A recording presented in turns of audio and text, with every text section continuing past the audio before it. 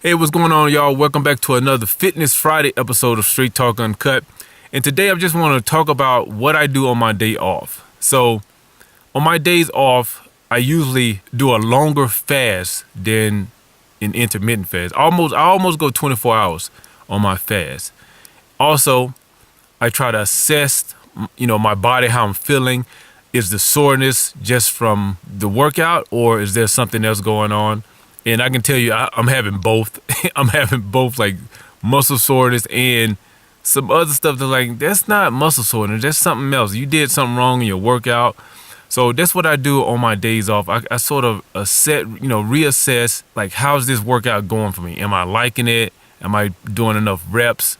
Am I lifting too much weight? Not enough weight? Should I reconfigure something? I already know one thing I did that I shouldn't have done was, and I normally don't do any sort of lunges.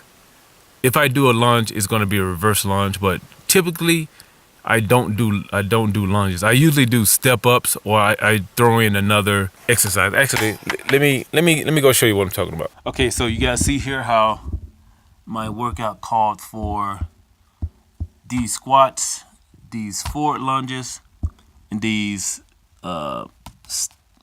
reverse lunges with a step up, right? So I normally don't do those, but I did them. I did vary it a little bit. I did it a little different. So instead of a lunge where the leg that's carrying the weight or that's not carrying the weight is like horizontal to the ground, I normally don't do that. I go down almost like a sprinter squat and then just come back up. That's how I normally, because that way the weight is not, you're not putting the weight all the way on your knees. And I have bad knees, so, but I still wanted to try to get that workout in. The other thing is, if you notice, it also calls for this weighted squat, right? So when I do squats, if I'm doing heavier weight, I squat down on a ball, on a what is it, Swedish ball? What do they call?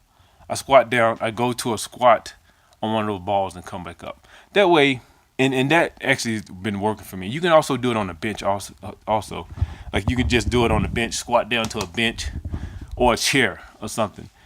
That way, you're still getting some benefits of a squat, but you're not putting the load all the way on your knees when you're coming back up. So, and I like the ball too because it just gives you just a tad bit of springiness. Now that's for people who have knee problems. I have knee problems, but I don't want to walk around with chicken legs cause I have knee problems because I don't want to work out my legs. If I did that workout at the gym, I would do it on the hack squat or not hack squat, the leg press or something like that. Some kind of machine that would not constrain me to a really weird angle, but still give me the benefit of working the same muscles as a squat would do. So, and that's up to you. You just gotta, if you don't have knee problems, more power to you. Just go for the squat. If I didn't have knee problems, I would be just doing regular squat, regular lunges. But I've had knee problems since I blew out my knees in the military. So in basic training, no less. Actually, it was a little bit after basic training, but so I've been dealing with this for years. So that's what I do. The other thing is sometimes I get a heavy bag work in. I just do find a routine, and I have some routines. There are some apps too that will give you combinations, and I'll share some of those with you next time. But I didn't do that this time, but just because I was having some aches. I didn't do that on this day off, I guess is what I'm saying. But because I had some aches, I wanted to figure out. So I just did a long, probably like an hour Epsom salt soak. But you can do that, like if it's a cardio low non-impact workout, you can do that. And this is probably the first year in a while that I'm actually incorporating like full days off. Normally, my day off will consist of sprinting on the treadmill, riding a bike, some form of cardio.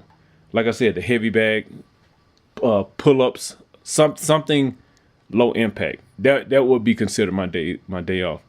But now, as I've been reading and just learning more about, when you get over 40, you got to do things differently. And one is I don't get enough sleep, so I have to take 4 days off.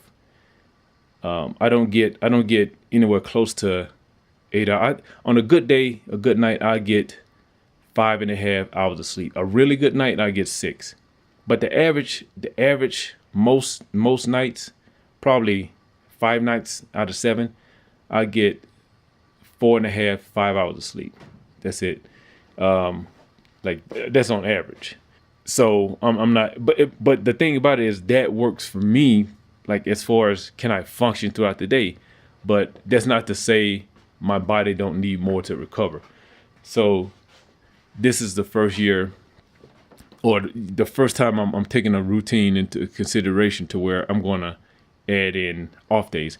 And the way I have my routine, I don't have off days built into my routine. This just goes 30 days straight.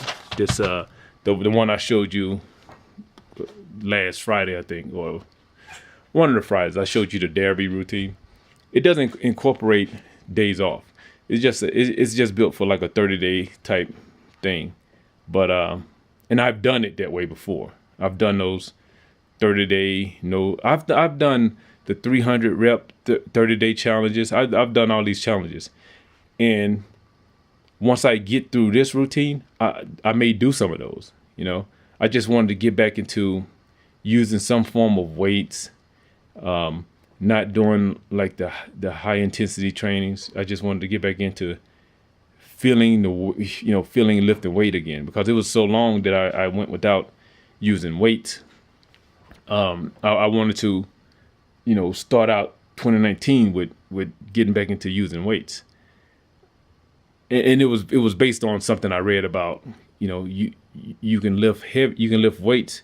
You just have to lift different when you get over 40. Lifting heavy, low reps, because you don't want to blow out your joints by lifting all these doing all these reps. And I've heard, of course, man, there's nothing just straightforward. You just got to figure out what works for you. So some exercises I can do a lot of reps, some I can't, just depending on what body part, what muscles I'm working out. But definitely with anything that's dealing with my knees, I have to do moderately low reps. And as far as diet, so like I said, I fasted yesterday for about 18 hours. And then when I did eat, it was just some homemade mashed potatoes that I made. I made some, I bought my wife this Express Crock, which I recommend, man. I recommend for, especially if you're going to be doing meal prep, it shortens the time of getting your meals ready. So at the beginning of the week, I put some potatoes in, and I just did something that's just baked potatoes in that Express Crock. It's like an Instant Pot, but by crock pot. So I did something like just regular baked potatoes, and then I did another probably 4 or 5 mashed potatoes, and then I also did some sweet potatoes in that same thing. And this what I've been eating that because if you watch my Thursday documentary episode about What the Health, I've been trying to eat more like veggies and stuff like that, trying to get away from getting my protein from meat-based products. Now, am I going to just go vegan? No, I don't think so. But I am going to pay more attention to how much, because I normally get the bulk of my protein from chicken, tuna fish, and eggs. Like, man, we buy like the 5 dozen eggs from Sam's, and that probably lasts us a week and a half. Cause I make these egg muffins, so for my meal prep. So I just make up a bunch of eggs, throw them in a muffin tin, put them in the oven, and then have those for breakfast. Like I just put them in like those meal prep containers. And then I usually have like 3 boiled eggs during the day, whole eggs. Now I'm going to switch to just doing the whites. And then, sometimes I just have a scrambled egg or omelet. So I eat a lot of eggs. And then tuna, sometimes I take like last night, I took the mashed potatoes and I just threw a can of tuna fish in the mashed potatoes. Like that. But now I'm sort of thinking, I don't know what plants, what veggies have the most protein, because I've never eaten plants thinking of protein. So I'm gonna have to figure that out. I know in that documentary it showed, like, I can't remember what the comparison was, but whatever it was like some form of meat, like beef or something, in a bowl of broccoli, or however much broccoli or something. It had like the same amount of protein. I'm like, what? Because I always thought like you had to eat, for like one piece of boneless, skinless breast, or let's put it like this, for 1 16-ounce cans of tuna, you had to eat like, I don't know, a couple pounds of broccoli or something to get that amount of protein. But that's my ignorance. I gotta research that and learn more. So, and I also normally would drink like a smoothie, whey protein shake smoothie, but I haven't been drinking a lot of smoothies because I know one thing I wanted to cut out was a lot of dairy. And I tend to drink my smoothies with water anyway, but sometimes I throw like a scoop of yogurt in there just to get it smooth, and then throw some frozen fruit. You can get the same bags of fruit that you can see in a regular store, but you only paying $1. Like the frozen, they are for smoothies, like these little frozen fruit like packs for smoothies. You can get those at the dollar store. I go there and buy probably like 10 to 20 of them, throw them in the fridge, and then if I really don't want to eat, but I know I need to get something in me, I make a smoothie and just keep it going. One thing I may start back doing also is juicing. It's a lot of prep. It's expensive because not the juicer. The juicer is just, a one-time cost. I think we pay like $160. I think we got either a Breville or Omega. I can't remember what juicer we had. We haven't used it in so long. Before that, we had a Jack LaLanne juicer, old school. Because my wife and I, when it was just us, we were like, we juiced and we ate, healthy all the time and stuff. So, but with juicing, it's just a lot of, it's a lot more prep than just prepping food. You have to prepare all the fruits and veggies to go into the juicer, whatever you're using. It's a lot, and then you got to wash out the machine. You got to get all the pulp and stuff out of the basket, the strainer that's in the juicer. So when we were doing that, the thing about that is we have the we don't have the slow juicer. So the one we have, it incorporates a lot of air in the juice. So you have to drink it immediately, especially if you're using a lot of apples to sweeten your juice. So the thing about that is you can't do a lot of like bulk juicing unless you're going to freeze it. And that's what we were doing. We will buy bottled water, and we would just keep the bottles and prep a lot of juice and then put them in there and freeze them, and then take them out and just sip on them all day. And over the day, they melt a little more at a time, and you just drink it. Then of course there's something, don't reuse plastic bottles. That'll kill you. So it's, it's always something. So, cause I remember reading about that. It's like, no, don't reuse these plastic water bottles. As they heat and freeze, they leach stuff into your liquids and you die. So again, pick your poison.